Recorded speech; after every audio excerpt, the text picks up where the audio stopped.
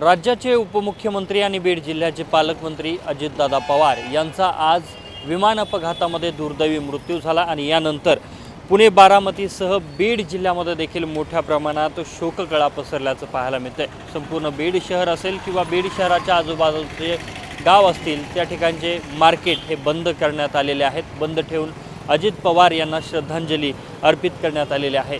या ठिकाणी मी सध्या बीड शहरातल्या मुख्य बाजारपेठेत आहे आणि या बाजारपेठेतील सर्व दुकानं जर आपण पाहिली तर बंद ठेवण्यात आलेली आहेत। बीड शहराला अजित पवारांनी पालकमंत्री झाल्यापासून अतिशय शिस्त लावलेली होती।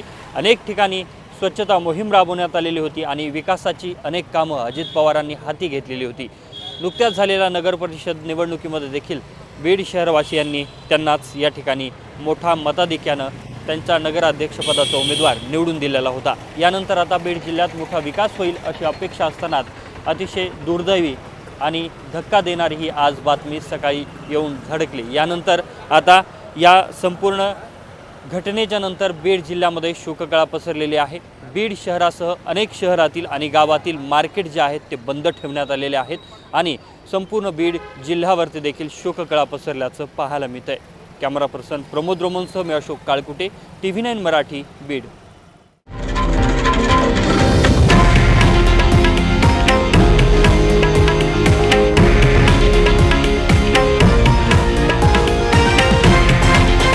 हे आहे देशातील नंबर 1 न्यूज नेटवर्क आणि आपण पाहत आहात TV9 मराठी, एकमेव।